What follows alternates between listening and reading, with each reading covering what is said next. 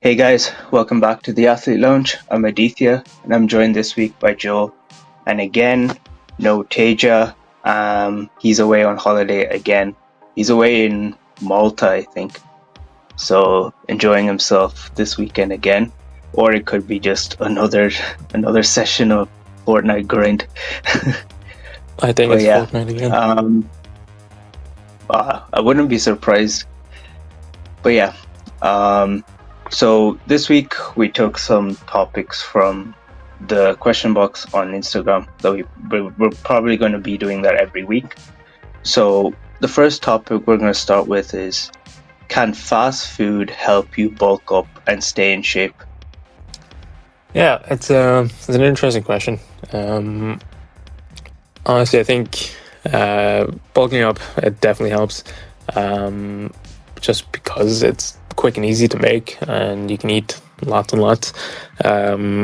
Staying in shape, I'd say no, because usually fast food has a lot of carbs and like unnecessary sugars and stuff that'll just kind of make you out of shape if you eat too much of it. Unless you're, expending that, expending those calories through exercise and all that in a good way.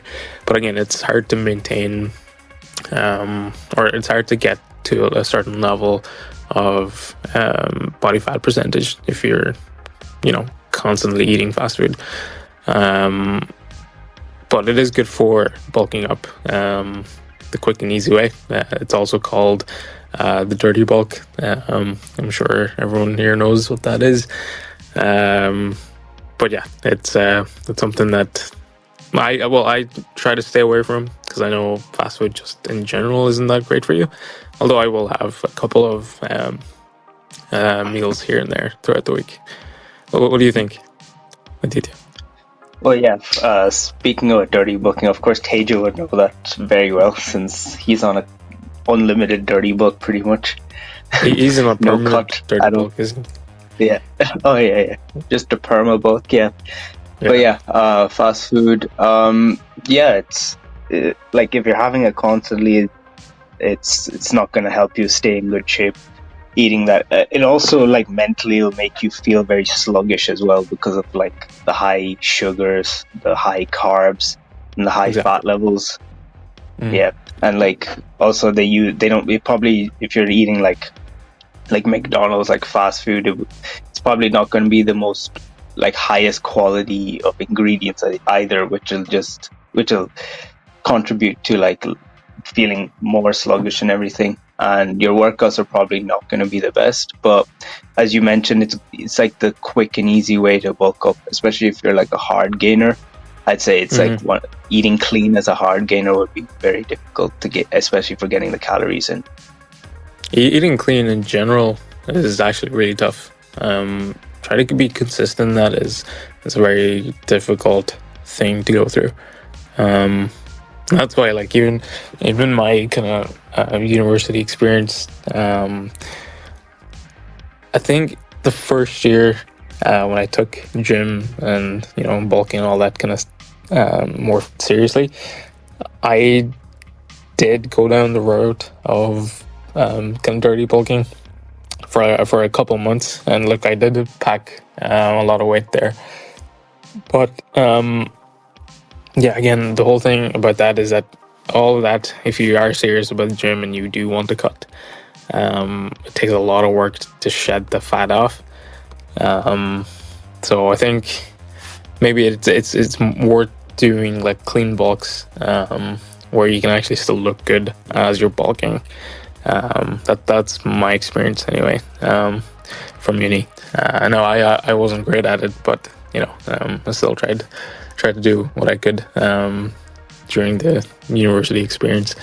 Did you have a similar experience like that, or were you just on like a permanent bulk? Well, for me, I'd say for me it was, I'd say I struggled. I had more of a struggle for eating cleaner, since I think it was different because you were able to just live at home while I was living in college. So I had to like make food and stuff myself. And like the main point is, it's not the eating clean part where like you want to eat clean. It's just the fact that you get very lazy. That's the main thing. So you go towards like the unhealthy options because it's more convenient. Like it's not even the time. Like the time is there. It's just like you come back after a long day of college and you're like, yeah, I don't want to be cooking, so just like go order something, which obviously it isn't clean. And then in my case, I did gain a bit of weight, but like as a hard gainer, I guess it helped, but I went a bit overboard, so that was the mistake that I did. We know. But yeah, it was very evident. But yeah, I did cut it down, and I'm a bit more eating healthier now, so that's good, I guess. Another Nice. thing is yeah. So moving on to the next question that we mentioned was the effects of alcohol and training, and like we both mentioned college, so they're like basically you're always surrounded by alcohol at that point in college. So for me, I was living in college, so it was more evident. I guess it would have been different for you since you lived at home. Yeah, I mean, like, to be honest, that didn't really have anything. Like, living at home didn't really have much of an impact. I just don't really drink in general. It's not something that I was ever into, if that makes sense. Like maybe in the first year, I went to like a college party and stuff like that, which was great, fun time. But I think that is the only time that I've had kind of. No, I wasn't drunk or anything, but more drinks than I should have, I guess. Because again, I don't really drink much. But yeah, for me, I'm not a big alcohol fan, and the college experience wasn't like, your typical college experience where you just get like plastered and hammered and stuff. Yeah. And I don't know, maybe I'm the exception here out of all three of us. But yeah, for me, it was just never had any kind of benefit, because like I was serious about sports and stuff and the gym, and I was like, I know alcohol doesn't serve me here. Like it has literally no use in the body, and that's why I just decided to cut it out and wasn't interested in it. Was your experience kind of like on the other side?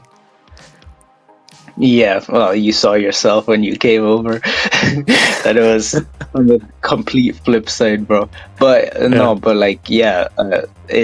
did like indulge in it like a bit too much, yeah, and it did not offer any like benefit, as you said. Like it's literally like a catabolic substance, and it's just poison for the body at the same time. And like there's no real benefit of it. Like there's like people saying, it builds up my confidence, and I'm like, there's no reason to have alcohol for confidence. You get what I mean? Like it's kind of pointless. There's better ways. Yeah, there's better ways. Yeah, there's so much better. Yeah, like alcohol. Yeah. Look, I'm not saying anyone to completely stop drinking or anything. Like that's not my goal here, or that's not the point of this podcast. Like, but like, yeah, alcohol again, it doesn't have any use in the body. I know some people when they drink alcohol and stuff, they get kind of on the night or whatever, they get more confident or they're more sociable. But that's just the endorphins and serotonin and oxytocin being released. But that's about it. There's nothing that's lasting. Once that wears off, you're back to being your normal self. And the thing with alcohol addiction is that the more of those chemicals released, the dopamine and all that, the feel-good hormones, the more you want that again. And I think maybe, that could also cause a way down to kind of addiction and stuff. So if you want to get more confidence, don't go down the route of drinking alcohol. I'd say hit the gym, get your body image up and all that, take care of yourself that way, which I think is a much better experience and way to go down. Um, yeah, that's just my thoughts on alcohol anyway. And yeah, and don't be drinking going to the gym. It just doesn't help. You just won't see gains. You'll just get fat. Honestly, same for The beer experience. gut. The Yeah, beer gut. the beer belly. Yeah, Yeah, but yeah, that's crazy. It's funny, like the time that I actually did drink, I just couldn't sleep at all. And again, I didn't have much, but I just couldn't sleep. And then my performance in the gym the next day was so bad. I was tired. I was just completely just out of it. And this is nothing to do with hangover or anything like that. I definitely didn't have that much to drink when that happened. But yeah, it affects your sleep quality for me anyway. And also just your training in general. And again, if you're serious about gym and setting PRs and goals and sports and stuff, yeah, I'd say just limit it as much as possible. You know, you can still have those social drinks with your buds, with your friends and all that. But athletes and stuff kind of go easy on the alcohol, in my opinion. So. but yeah. Like also another thing is like for you, like you struggle to sleep, but like a lot of people after like they're a bit plastered, they actually fall asleep like straight away. Like and Yeah. like sleep quality, they'll think it was good, but it was like really really bad. When if you like the thing is right, I was when I did go to bed after being a plaster, right, and I had at that time I was wearing the smartwatch, and like it would say that my deep sleep was like really good, but like I saw recently I saw a video from Whoop, the Whoop bands. Yeah, they have like they on their YouTube channel they were posting. I think they posted like a video regarding this, and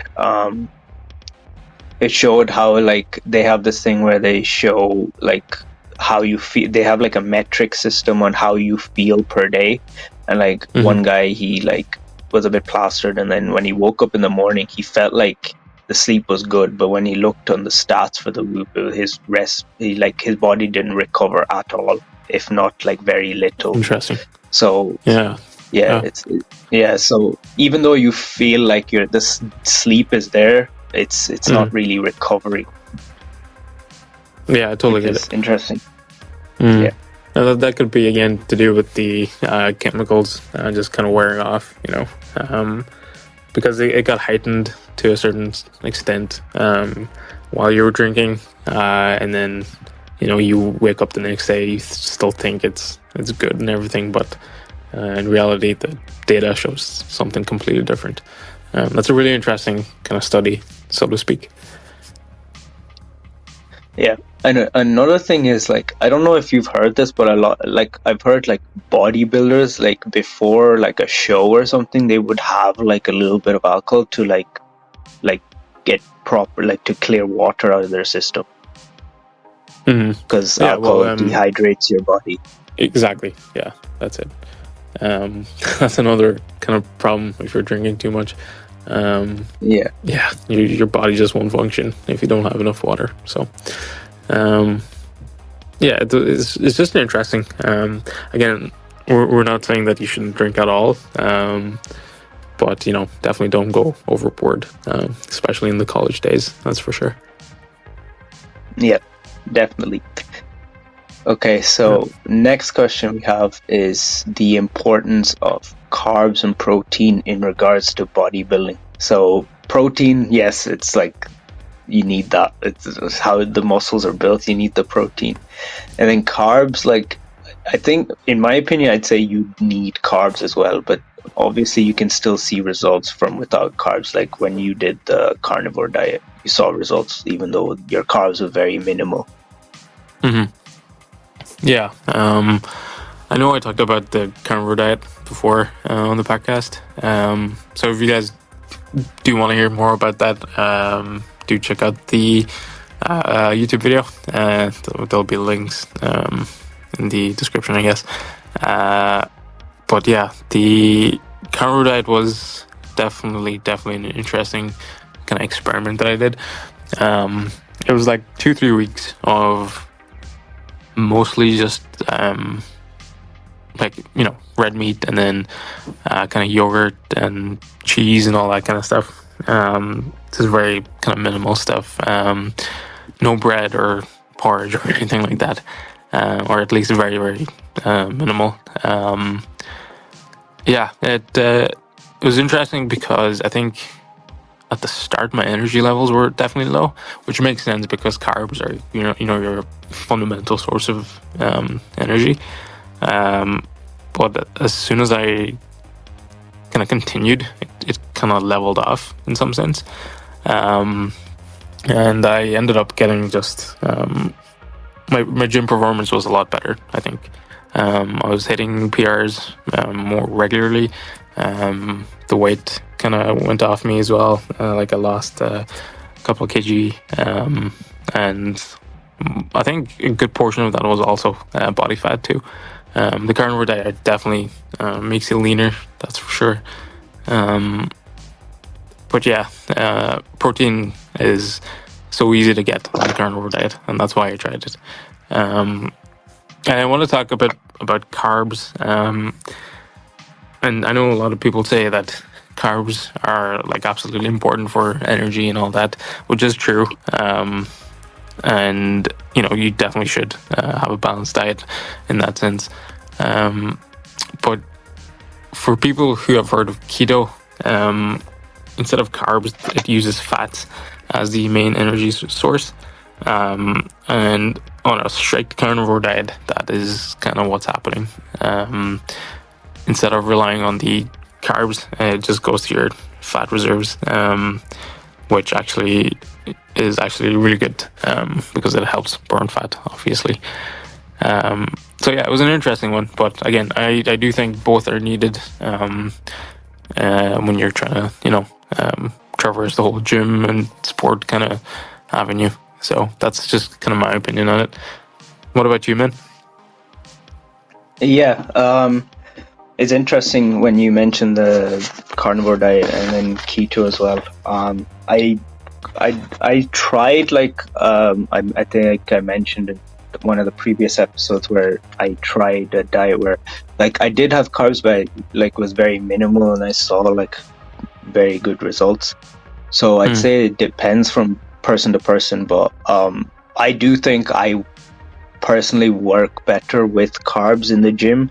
Like while when I reduced my carbs, like I was feeling great and everything, but like I felt like my progress in the gym wasn't as good as when I do have carbs in like all three meals. So Yeah. so varies from person to person, but I do think carbs are important, especially when did you ever, when you were on your carnivore diet, did you ever have that feeling you felt kind of flat, like your muscles felt kind of flat? I think, yeah, I say towards like the very beginning, so like maybe the first couple of days, or week or something. Like my energy wasn't that great. I was kind of, depleted almost. So yeah, no, it does happen when you go on a carnivore diet, because it's mostly just like red meat and protein sources and all that, and fats. So. No, I definitely had that experience. Yeah, because when I reduced my carbs, I felt kind of flat. Like I felt like my muscles didn't have any I had a little bit, like I had the size there, like whatever size I had, but like I felt like when I do have carbs, I felt bigger in a way. It's kind of hard to explain. I guess if someone that does keto and then didn't do keto, they would kind of understand what I mean. But the flatness the flatness was what kind of annoyed me, to be honest. But yeah, the fat kind of went off as well with the lower carbs. Because as I said, varies from person to person. Some people have like a higher insulin sensitivity and all that. So exactly. Yeah. And when we talk about eating fats and eating carbs, there's healthy fats out there that everyone should be eating, and the carnivore diet definitely advocates for that. Carbs and sugars is what actually causes body fat, which is a completely different kind of thing. And that's why, you know, when you limit carbs, and even when you're doing a cut, you know, your carb levels are definitely lower. That's why the body fat kind of sheds. It's because those sugars and carbohydrates that you're taking in are more slower than they were before. And I think, like I said, carnivore diet is a quick and easy way, I guess. But it is tough to stick to. Consistency is definitely something that is required in that one, as well with the other diets, I guess. But it's interesting. You mentioned insulin sensitivity. Maybe that could be a discussion for next future podcast, because there's a lot of stuff out there, like misconceptions between, you know, sugars and fats, that I just briefly went over. But insulin resistance happens when, you know, you're just eating just really bad food, and that insulin just spikes, and your body doesn't know what to do with it. And sometimes the effect of that is you start experiencing chronic illness. Classic example is diabetes, right? And, you know, other autoimmune conditions can occur as well. And some research has also indicated that cancer stems from insulin resistance. It's because our bodies just don't know how to get rid of that spike, or, you know, it doesn't know how to settle from that spike when you eat so much carbs. It's a very interesting kind of field of nutrition, which I'm definitely interested in to talk about.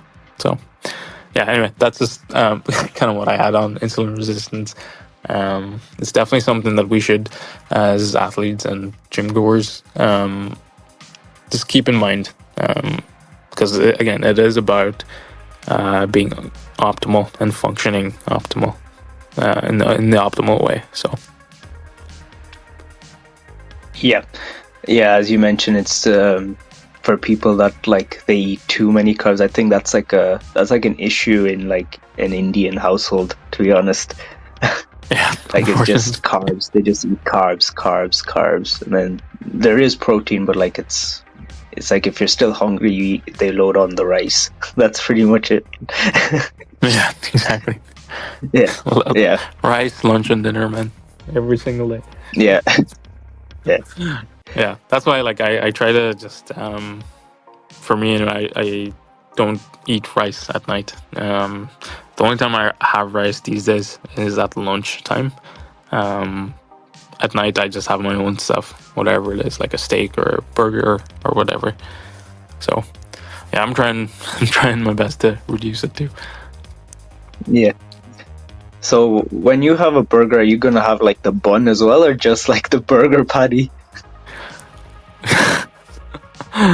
Oh boy. I usually just have the burger patty. So what I do, my, I guess, go-to carnivore meal.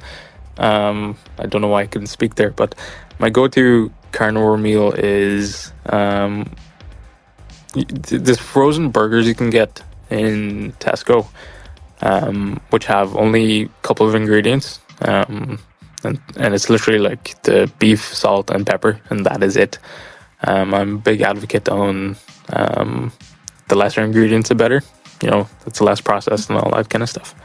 So I get those. I take 2 of those burger patties, cook them, and then with that, I have eggs. So I, you know, three or 4 eggs, depending on how hungry I am. I have that with it, and then on the side I would have my organic Greek yogurt, and that would be my like kind of go-to dinner on some days. When I was on the carnivore diet, like that is exactly what I was doing most days, I think. And I'd switch it up to maybe steak or something at night as well. But yeah, that's what I have, and I actually do enjoy it because it does make me feel a lot better and healthier. and that's something that I'm continuing these days. So, Do you not use any sauces? Because it seems kind of bland. no, I don't use sauces. I do cook with butter, so there's a bit of flavoring there. But yeah, no, I'm not a huge like ketchup or mayonnaise guy. Yeah, I just eat as it is. So I don't think the carnivore diet you can take sausage or anything, because again there's like sugars and stuff in there, unless it's homemade or whatever. But yeah, I just don't take sauces with my meals. No, fair enough. You can get those 0-cal sauces though. I've seen them around. But yeah, they don't taste as good. But like, yeah, they don't taste as good. So, but that's the only thing. But like, if you want the no calorie thing, there's probably a bunch of like dodgy stuff in that. But it's for all the. It's just for the 0 calories. Yeah, I was gonna say like if 0 calories sauce does not sound good. It sounds like it's been processed so much, and they've added some really shady stuff in there that I just don't want my body to be exposed to. So I will definitely avoid that at all costs. But like that's the case with anything that's lower calorie, like for example, like a Coke Zero even. Oh yeah, no. Processing in that. I try to stay away from fizzy drinks in general. Yeah, no, fizzy drinks is not good for you at all. Period. That's it. Drink water. Yeah. Drink water. No. Yeah, it's like Andrew Tate saying, "Breathe air." You know, just drink water. It's the best thing you can do. So you stay away from any carbonated drinks then? Oh, I try to avoid that. Unless I'm at like a birthday party or a barbecue or something, and they have drinks there. I'd take like a 7-Up or a Sprite or a Fanta. I definitely will not take a Coke. I think, I don't know, I just feel like Coke is just really bad for you, and it's probably the worst fizzy drink you can drink. Yeah, anyway, that's my opinion. Yeah, that's fair enough. But yeah, that's it from us for this episode. And yeah, hopefully we took out like 3 or 4 questions from the Instagram poll. So we'll do the same thing next week. So you just can put down your questions and we'll try to answer all of them. And yeah, that's it from us, and see you next week. Yeah, see you next week, guys.